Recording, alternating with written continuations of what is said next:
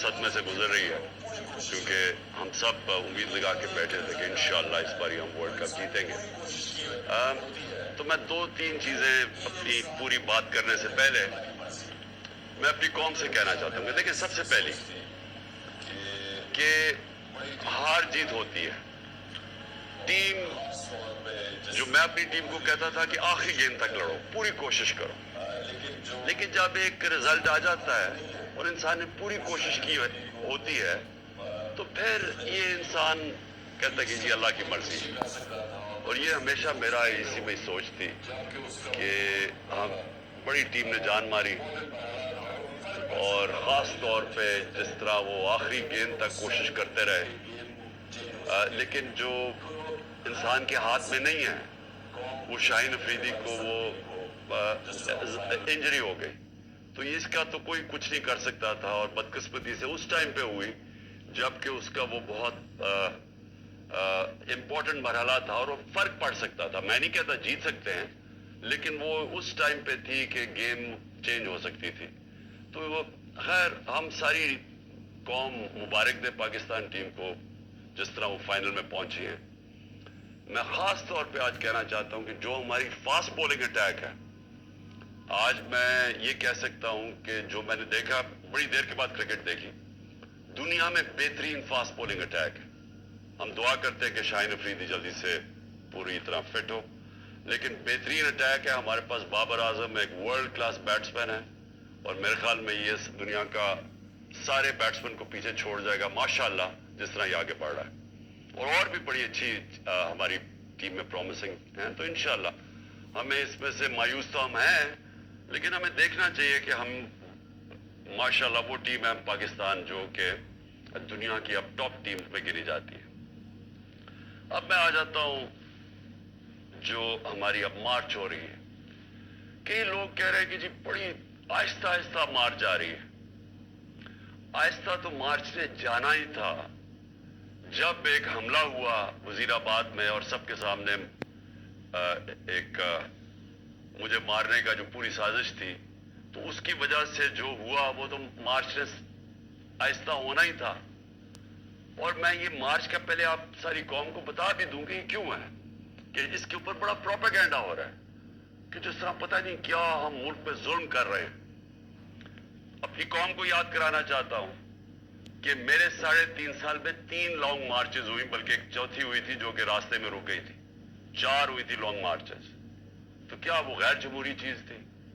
پوری انہوں نے کوشش کی گورنمنٹ گرانے کی، مقصد چاروں کا ایک ہی تھا، NRO لینا، یعنی میں عمران خان کو اتنا بلیک میل کریں کہ وہ ان کے کرپشن کیسز ختم کر دیں۔ تو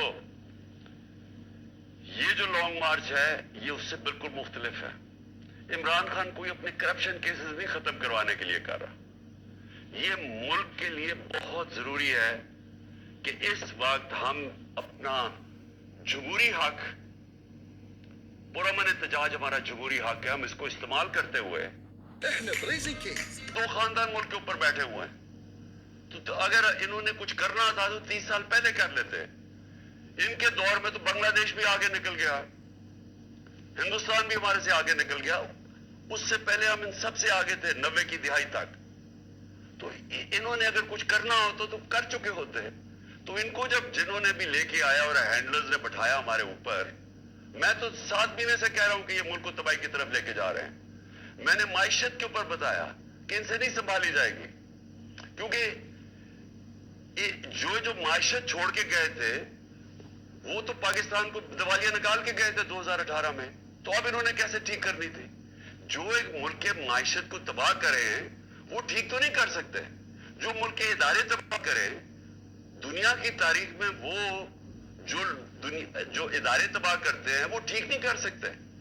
تو میں تو تب سے کہتا جا رہا تھا کہ ہم نے اتنی مشکلوں سے 17 سال کے بعد پاکستان کی جو معاشی ترقی تھی وہ 17 سال کے بعد بہترین چل رہی تھی۔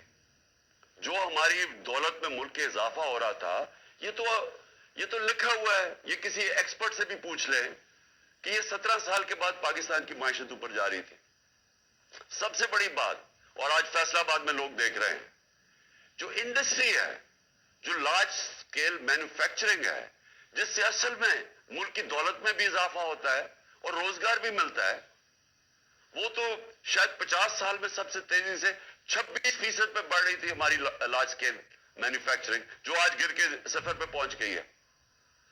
तो जब वो मुल्क तरक्की कर रहा था और इन्होंने साजिश करके गवर्नमेंट गिराई, तो हमें तो पता था क्या होना है। जो हैंडलर्स बैठे हुए थे, हम उनको भी कहते रहे ये समझ जाओ कि जो आपने एक्सपेरिमेंट किया ये फेल हो गया। आज कौम सारी समझती है फेल हो गया, वो एक्सपेरिमेंट फेल हो गया। बदकिस्मती ये है कि कोई कोशिश नहीं की गई कि हाँ गलती होगी हम ठीक कर लें इसको। और ठीक सिर्फ एक रास्ता था जो मैं 7 महीने से कह रहा हूं, और वो है साफ और शफाफ इलेक्शन। तो उसके लिए ये मार्च है।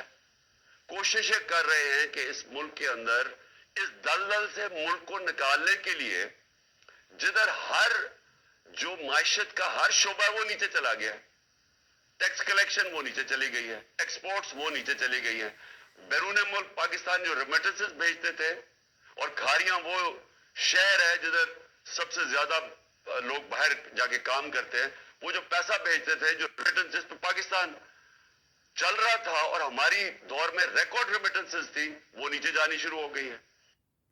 इस्तांबुल में जो दहशतगर्दी का हमला हुआ और जिसमें कई लोग शहीद हो गए और कई जख्मी हुए, तो मैं सदर अर्दोगान और तुर्की के लोगों के लिए, पाकिस्तानी कौम की तरफ से हम अफसोस भी करते हैं, इज़हार यकजहती भी करते हैं, और हम दुआ करते हैं कि अल्लाह वो उनके घर वालों के लिए, उनकी फैमिलीज़ के लिए जो कि ज़ख्मी हैं और जो इस दुनिया से चले गए, हम सब उनके लिए दुआ करते हैं।